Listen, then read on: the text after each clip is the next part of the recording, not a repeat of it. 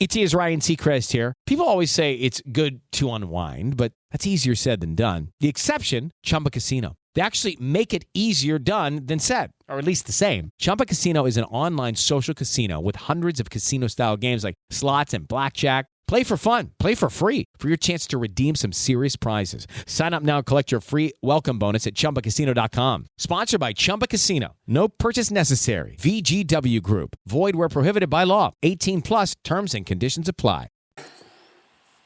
Welcome, welcome, welcome. Welcome to Wounded to Wonderful and Keeping It Real. Today, this is your destination to have real talk with real people who experience real things and who are also empowered to talk to you to get you empowered. So today's guests, Matt Posner and Eddie Gomez, are going to share things with us that we talk about, and we're going to talk about today, mental health. That seems to be the big to-do around town, around the world, but we're going to talk about it, and we're just going to take it apart. See, I have two great men in front of me. So I chose mental health for a reason. Mental health. Okay. So I chose that because I want to hear it from a man's perspective, because usually women always talk about it and we have the feel-good stuff about it, but I want to hear it from a man. So welcome, Matt Posner. Can you tell us a little bit about yourself?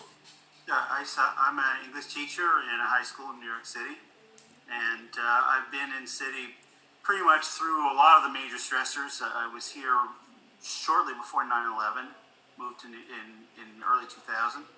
And of course, we just came out of being the world epicenter of COVID-19 back in the spring. Absolutely. So then in between this commuting. So I think we, kind of have been through a lot of the stressors, and I'm eager to give my humble perspective on how I got through it and what I've seen. Great. And welcome, Eddie Gomez. Can you tell us a little about yourself? Sure. I am from LA, but I currently live in New York City. I moved here maybe about a decade ago. It's about to be a decade ago.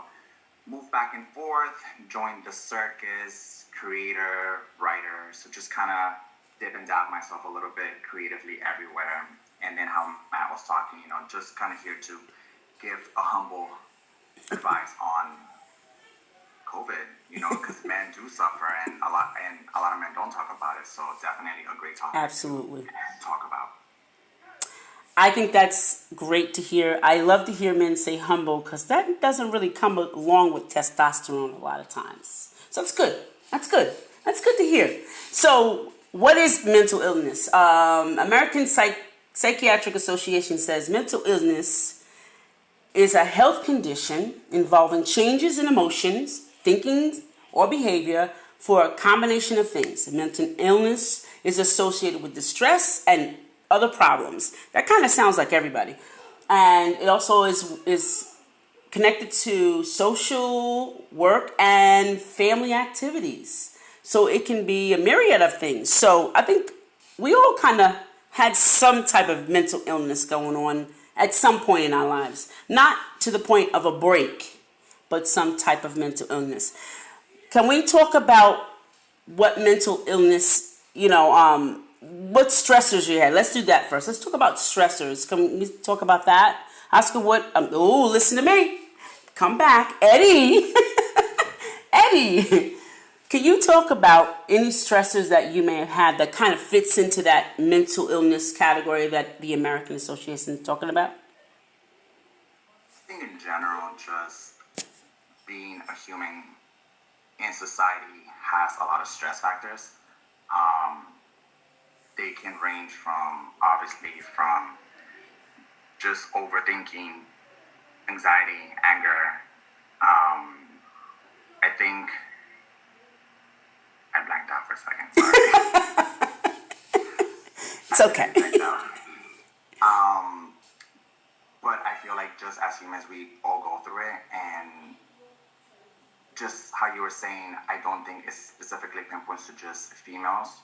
I think it also pinpoints males and just of any genders in general, now that we live in a society with different types of genders. Right. I feel like it just pinpoints, and exactly in the societies that you live in and the people that you grow around can have a huge factor in a lot of mental illnesses for each human. Yeah, I think so too. What do you say, Matt? I think that having men talk about it, the relevance of that way this relevant is probably the fact that men are encouraged to conceal these things, Yeah, not to talk it's a about big one. It's a big one. And the means that they have for releasing the stress are generally supposed to be athletic or extremely private. Ah, So it's like, oh, you're stressed, go for a run. Or you're stressed, go drinking with your buddy, you know. Talking about feelings is, you know, and I'm good to do that, don't get me wrong, but I believe there's a lot of pressure put on males in general, in the West at least, yes. to avoid revealing that because it's seen as a vulnerability. Yeah, I've seen that, well, having a brother and having a father and a husband or two, I've seen that. I've seen, that stress is not supposed to affect them, and then if it does, like you said, there's an escape route. Let me go hang out with my friends and get like roasted, and it won't bother me. But then you come back and it's kind of bothering me. But the emotional part of it is very important. That you said that the emotional part is not. You're not supposed to have that. You're not supposed to have that at all. Let's talk about the emotional part. Like, I've seen men break down more so now during COVID. More so now, not as much before, but more so now. I see it happening. What do you think that is a result of? Is that the vulnerability being like, okay, I don't care anymore? What do you think that revealing is now? There's men are, and I'm going to go to my John Gray here. Man from Mars, women from Venus. Yeah. It's kind of a point thing. I'm going to focus on one thing at a time. I'm going to focus on a task, right? I'm going to focus on a goal, and they stay on that. What's going on in COVID now is that there is no security. In other words, you can't stay focused because you're being attacked on all sides by problems, especially this year. There's no way to even think of what kind of plan am I going to make, what am I going to do in a year or 2 years, 10 years, because I could have COVID anytime, right? Right. So then assaulted, and then we look at the other things that are going on, because this has been a year full of turmoil. Yeah. And we don't want to start listing off everything, but we all know between politics and social injustice that there's a lot of other stuff going on right now. For me, for example, the city was full of, and Eddie, maybe you heard this too, people shooting off fireworks till 2 a.m. Yeah. None about it. This is just like destabilizing us. You're just feeling attacked from all sides. So males in the present situation are having such an accumulation of stressors that they can't keep the pinpoint focus that they're sort of biologically or psychologically conditioned to. And what do you say, Eddie? I completely agree with Matt also to pinpoint I was having a conversation with my mother, and we were talking about how men in general are often called are like the men of the house. They're like they bring the bread to the house. So having that responsibility of just being a man of the house, of being just a man in society. So we had this huge distraction, like your job, going to the gym, hanging out with the buddies, making sure that the family's okay, whatever the activities he had. And then come COVID, and it's like, oh, where's my schedule? So that's a good point. Good. So it's almost like the emotions were distracted by society, by everything that a man has to do, and just having that stress factor that now you're at home, you don't have a schedule, you can't do the same things that you used to. That distraction is gone, so it just kind of almost unveils your eyes to be like, what am I missing? Why am I feeling this? Right. And this is something that women do this on a 24/7 basis because they're home and they're more emotional. Men are taught not to be as emotional. Men are taught not to show their emotions because it's not manly. So I feel like now during COVID, I have a lot of friends that they've been like, why am I feeling this? Like, should I be talking to this about somebody? I'm like, yes, you should. And I feel like we as men have always had a distraction to keep us distracted from our own emotions, and now COVID has exposed us, unveiled our eyes to be like, hey, you do have emotions. It's okay to talk about it. Yeah. Wherever you go, there you are. Oh yeah, that's a big one. I think that's really good. That's really good, and also just as a male in general to say to another male, yeah, you should be talking to somebody else about this. That's not part of the communication or the rapport that we had. Like, yeah, you talk to me, yeah, okay, yeah, whatever. But it's not something that you say, oh yeah, you should go. That's really good. That's something that should be done.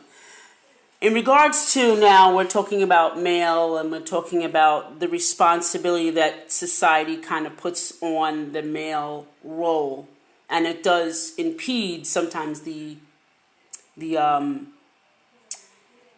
I guess not the behavior, but, being able to share those feelings. How do we address that now that it's COVID, it's a crisis, everybody's in crisis. How is it going to be addressed? How do we begin to address that? One, I know, like you said, when you're around all your friends or male friends, that is, share that, yeah, you should be seeing somebody. So how do we get to that point to kind of make that adjustment or that pivot? Ooh. And men are silent. They're thinking. Yeah, I'm trying to figure out how to answer that. Because the major issue, which I think Eddie brought out very well, is that a lot of men have lost their schedule. They've also lost their livelihood. They're in confrontation with the family stressors more, and that hasn't really been my experience. Because as a teacher, I've stayed employed continuously. Mm-hmm. But I'm aware that in a sense there has to be some way to recompartmentalize within that framework. I don't know what the answers are to economic stressors, though. Right. I know some families have tried to develop the sources of income from home and stuff like that, but I know it's not enough. So that's why I'm struggling to come up with exactly the right answer for this. Mm-hmm. I know it's not a worry, like the worry part, because all of us, let's just put us all of us are feeling the COVID crisis. All of us are. Whether if we're working or not working, how can we begin to kind of start to get some of that help, or to, I guess, express ourselves? You know what I mean? I'm trying to say it, express it so that it's productive. Can you express yourself productively? I don't know what I mean to just express yourself, but to have it go somewhere, and not be like you're a total mess. How can you do that, Eddie? I believe that men don't want to express themselves just because it's vulnerable, it's weak, mm-hmm. It's not manlike. Mm-hmm. I feel like the first step is admitting that you need help. Mm-hmm. And that takes a lot from just an individual. Mm-hmm. Whatever you're going through, mm-hmm. I feel like as an individual, it's very hard to accept that you need help, mm-hmm. that you need to talk to somebody. Right. I feel that is the first step. I get the question, but it's just so hard to explain, because I feel like as us, if we're not willing to accept change, mm-hmm. there really isn't any change. Right. And that's just how I see things just in general. Mm-hmm. I think it's all people don't like to have change, and I work with the Long Island Coalition, and a lot of times you can see it in other people, but they can't see it in themselves, or they don't want to. They're not really ready. But in a situation like this, the stressors, like Matt said, there's so many. There's economics, there's political, there's just so many. There's all of this stuff. How do we kind of get the that we need to kind of get there? Even just to be okay with some of it, even though it's not okay. How do we get there? How do men get there, or can they get there? I guess the routines of going to work can be replaced by other routines. Okay. I have a routine. I get up in the morning and I go on my various things, social media, game, and so on and so on. That is my routine. Okay. I get really grouchy if I don't have that routine. But that is at least something I know it's going to happen. I'll finish my work, and then it's time to do whatever other thing, Right. kind of to relax myself a little bit. If within the family, then you can create new family routines. Well, now that we're all together, why don't this is what we're going to do together, and this will be our pattern. Good. So new routines. That's good. Adding new routines. Okay. That's really good. That's really good. So That's playing on what Eddie said about where's my schedule. Mm-hmm. yeah, right. So now you're adding a new routine. Are there some routines that you think or that you all have adapted? Because I know that, this has affected you all too. How are there some new routines that you kind of like put in there? Because, we can't, all of us can't do everything that we used to do anyway. So how do men kind of like replace? Is there some things that men replace with or could? No. I just think that question is more pertaining to the individual's actual life. Okay. Because not everyone's going to have the same schedule. Not everyone's going to be able to replace our massive routines. It'll be very robotic for everyone to be doing the same thing. Mm-hmm. We have lawyers at home. We have doctors at home. They're not going to have the same schedule. Right. They're not going to have the same routine. Mm-hmm. So I just really think it depends on the man itself, on what they're doing with their lives, who they live with. Right. And change from pre-COVID to now COVID. And be able to change that routine. Right. I'd say for people during the spring when the city was shut down, that my wife and I were home. I was still working, but I was home. So once I was done working, and if she didn't go into her job, we would always go to the park by us. We take our cameras and our phones, and we take pictures of whatever flowers that were, or the trees, or depending on the different light. And then that's something that we did. And then because I'm an English teacher, I tried to at least once a week record a poem and share it on social media for people, because I saw that this is something that was being done. Here's something new. You're stuck inside. Here's a poem. Right. From taking. So just these were routines that we set up during the peak of the pandemic. Mm-hmm. Right. Of course, now there's another peak coming up. Right.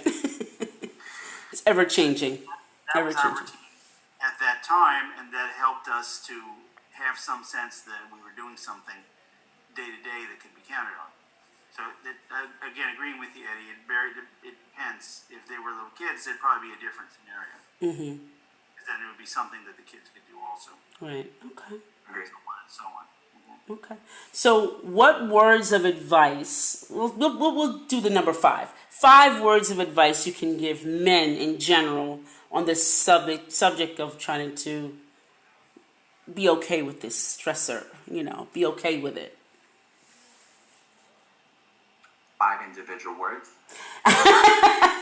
No, just tips maybe. Okay, I'll give you 3. Give me 3 tips that you can inspire the men that are listening.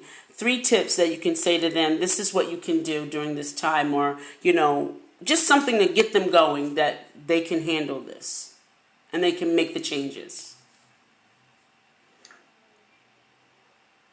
I'll start. Definitely one of the things that has been helping me a lot, because COVID did affect me a little, and it's okay.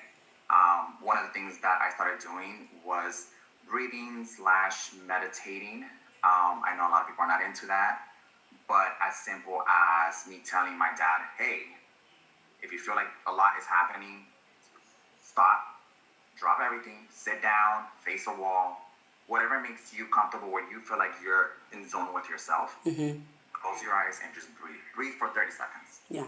Breathing helps calm nerves down. Breathing helps you kind of put things into perspective, especially in a situation in the moment if you feel like a lot is happening. And as men, we feel like we have to do a lot. Yeah. As men, we feel like we have to conquer so much.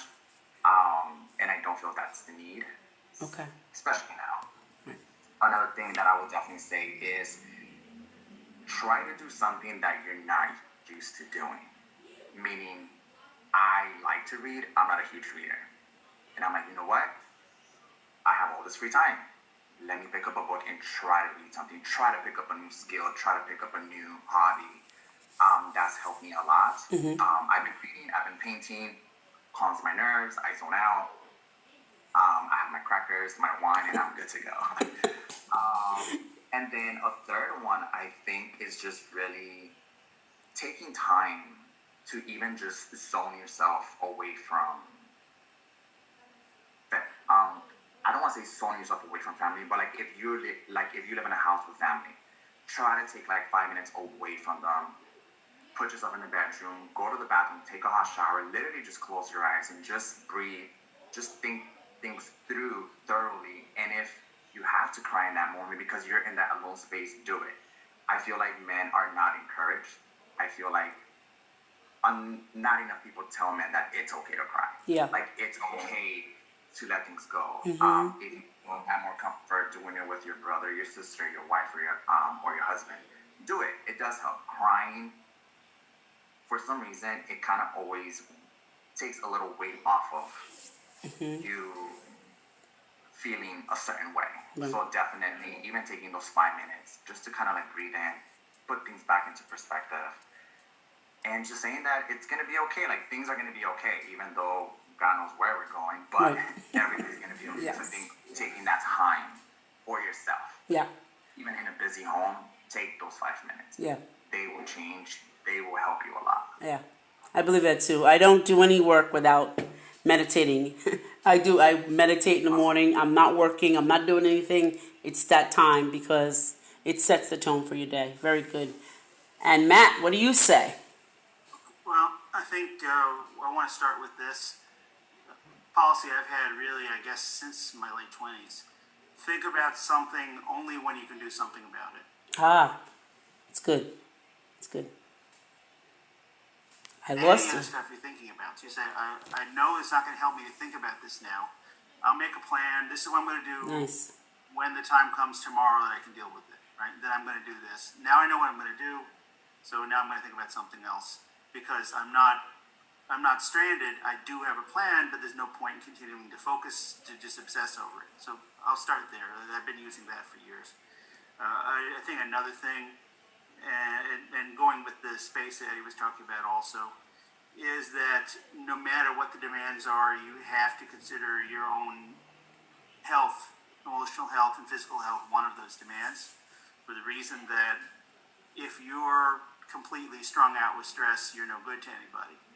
So, yes, I love you. Yes, you come first. But I got to do some stuff for me in order to be good. Very good.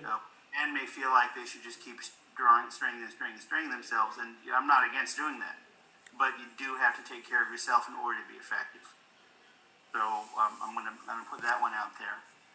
And third thing I was thinking of is that if you're in fact home more because of COVID, then it's time to do all those things that you kept thinking that you were going to do, but you never had because you were working. Very good.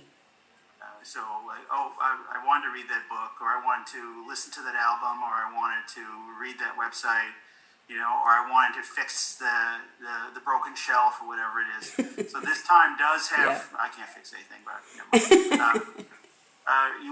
there are things that you kept putting off. And if you're at home for COVID, then now is a time when you could do them so you can have these little tiny moments of achievement. Okay, I'm not going to work. Yeah, I don't have a routine, but I fixed that shelf. Right. I finished that book. Absolutely, yes. In the right order. The small things that, like breaking a big task, which is, oh my God, I'm going crazy, into a small set of tasks that you can knock off one at a time. Yes. Agreed. That is great. Both of those things both of you guys gave us so much information. I like all of it. I hope gentlemen and women alike will listen to this because this is very important. I mean, your health, your mental health, that is the thing that kind of guides you through the whole everything. So it's good that your mental health is looked after. And I like the points of taking time for yourself. We never take that little box time for ourselves, no matter if it's a couple seconds or whatever it is. But this has been great, gentlemen. I'm going to have you all back, I promise you, because you gave us some good things to think about, and especially men.